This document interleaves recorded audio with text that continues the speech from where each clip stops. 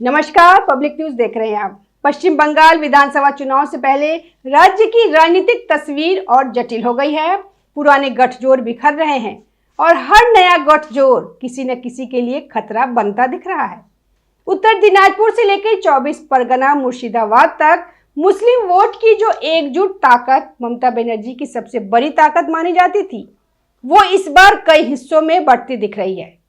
पश्चिम बंगाल की राजनीति में 30% मुस्लिम वोट बैंक वो किंग मेकर है जो तय करता है कि नबन्ना यानी कि सचिवालय की कुर्सी पे कौन बैठेगा। फिलहाल ममता बनर्जी इस किले में सेंधमारी की कोशिशें तेज कर रही हैं। पश्चिम बंगाल की राजनीति में इस वक्त सबसे दिलचस्प लड़ाई चल रही है मुस्लिम वोट बैंक पर पकड़ बनाव कायम रखने की। करीब 30% मुस्लिम आबादी वाला राज्य, जहां कई सीटों पर मुसलमान निर्णायक भूमिका में है और इसी वजह से हर चुनाव में यह वोट गेम चेंजर बन जाता है। हुमायूं कबीर ने मुर्शिदाबाद में बाबरी मस्जिद जैसी संरचना बनवाई है और उसी भावना को मुद्दा बनाकर चुनाव लड़ने की तैयारी कर रहे हैं। असदुद्दीन ओवैसी और नौशाद सिद्दीकी के साथ उनका गठजोड़ अब खुलकर सामने आ चुका है। तीनों मिलकर लगभग 200 सीटों पर असर डालने की कोशिश में है। हुमायूं कबीर की जनता उन्नयन पार्टी ने अभी तक 182 कैंडिडेट का ऐलान किया। टीएमसी से सस्पेंड होने के बाद नई पार्टी जनता उन्नयन पार्टी थी। हुमायूं कबीर खुद बेलडांगा और रेजीनगर से लड़ रहे हैं, लेकिन सवाल यह है कि यह गठजोड़ ममता दीदी के लिए कितना खतरनाक है। क्या यह सिर्फ मुस्लिम वोट बैंक का बंटवारा है या ममता की सत्ता की नींव को हिलाने वाला तूफान है? और सबसे अहम है कि सबसे ज्यादा इसमें फायदा किसे मिल रहा है? बंगाल का चुनाव अब सिर्फ सीटों का नहीं, यह वोट बैंक की उस जंग का है जहां पुराना समीकरण टूट रहा है और नया समीकरण बन रहा है। देखिए खबर क्या है। हुमायूं कबीर ने मुर्शिदाबाद में बाबरी मस्जिद जैसी संरचना बनवाई है। इसे उन्होंने एक बड़ा मुद्दा बनाया है। भावनाओं को भड़काने का काम शुरू हो चुका है। असदुद्दीन ओवैसी और नौशाद सिद्दीकी जो आईएसएफ के साथ उनका गठजोड़ है, वो अब खुलकर सामने है। तीनों मिलकर चुनाव लड़ने जा रहे हैं। रिपोर्ट्स कर रही है कि उनका लक्ष्य लगभग 200 सीटों पर असर डालना है। बंगाल में मुस्लिम आबादी करीब 30% से 40% है। यह वोट बैंक पिछले कई चुनावों से टीएमसी की सबसे बड़ी ताकत रहा है। ममता बनर्जी ने इसे संभालने के लिए मुस्लिम तुष्टीकरण की राजनीति को मजबूती से पकड़ा था। कानून व्यवस्था में ढील, घुसपैठियों पर नरमी, धार्मिक आयोजनों में संरक्षण, यह सब इसी का हिस्सा था। लेकिन अब यही वोट बैंक बट रहा है। हुमायूं कबीर, ओवैसी और नौशाद सिद्दीकी तीनों अलग अलग तरीके से उसी वोट बैंक को अपनी तरफ खींच रहे हैं। हुमायूं कबीर बाबरी मस्जिद का मुद्दा उठाकर भावनाओं को उभार रहे हैं। ओवैसी राष्ट्रीय स्तर पर मुस्लिम अस्मिता की बात कर रहे हैं। नौशाद स्थानीय स्तर पर टीएमसी के खिलाफ नाराजगी को भुना रहे हैं। और देखिए यह बंटवारा ममता दीदी के लिए कितना खतरनाक है। टीएमसी का वोट बैंक पहले से ही कमजोर पड़ रहा था। संदेश खाली कांड ने महिलाओं में गुस्सा भरा।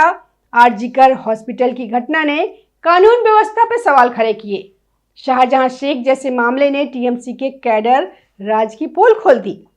अब मुस्लिम वोट बैंक में सेंध यह टीएमसी के लिए सबसे बड़ा झटका है।